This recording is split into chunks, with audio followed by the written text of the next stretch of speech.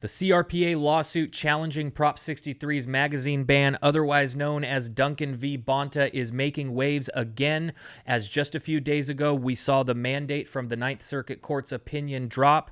Let's talk about it.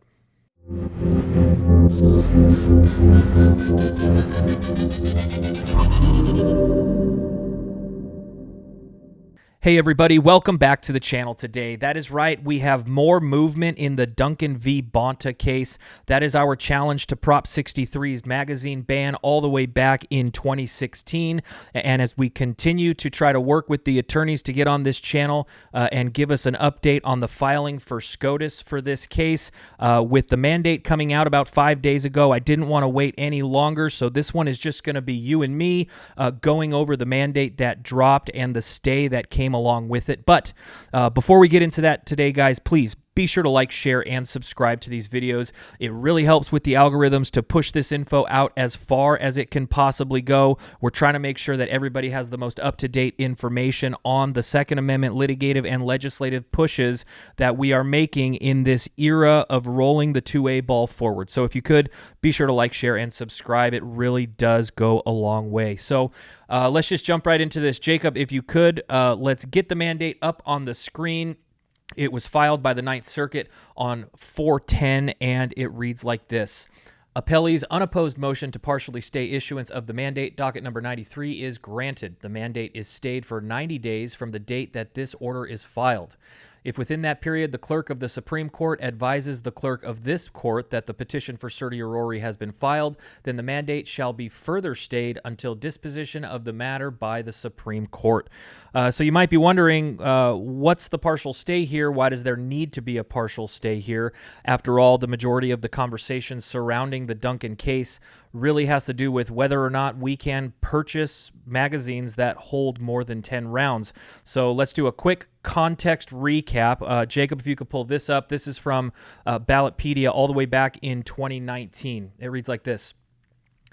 On March 29th, 2019, Judge Roger Benitez of the U.S. District Court of Southern California ruled that a provision of Prop 63 banning large-capacity firearms magazines was unconstitutional. He wrote, Prop 63 burdens the core of the Second Amendment by criminalizing the acquisition and possession of those magazines that are commonly held by law-abiding citizens for defense of self, home, and state.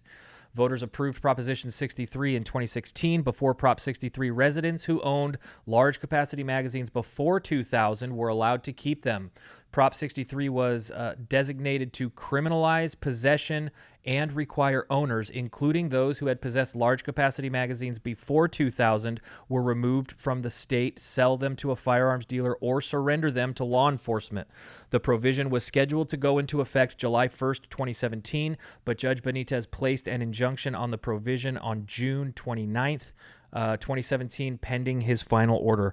I don't know about you guys, but I was actually in a Bass Pro on June 29th, kind of freaking out about that portion of Prop 63 going into effect. And I think that with this mandate being a partial stay going into effect, it's just kind of a good reminder of the advocacy of litigation like Duncan v. Bonta.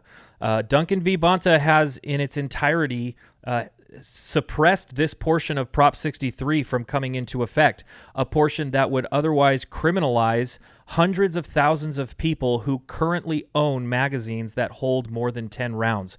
And that essentially is what the stay said that it was doing. It said that we're going to put a 90-day clock on this from the date of the mandate, which was on the 10th. That was 5 days ago. And within that 90 days, if we hear from the Supreme Court that certiorari has been filed, which it definitely should be by then the stay is going to remain in place, not allowing law enforcement to take on criminal action for those who have magazines that hold more than 10 rounds in California for the duration that the Supreme Court has it. And that essentially is the update. You know, we got the opinion.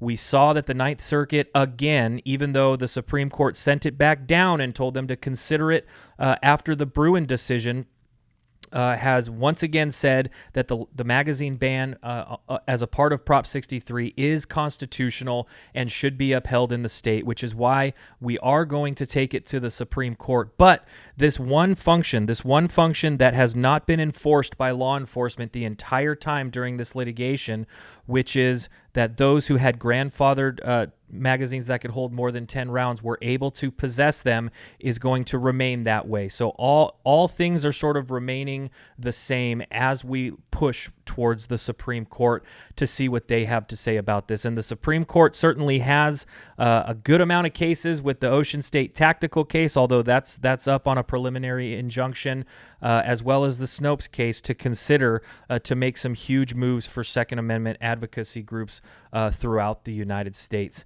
But that is it for today, guys. Once again, please be sure to like, share, and subscribe. It really helps. We want to get these updates out as far and wide as possible, and we will certainly be back soon, probably with Chuck, to get more of an update on where Duncan is and what the process for filing with the Supreme Court is going to be. Thanks again, guys, and we'll see you on the next one.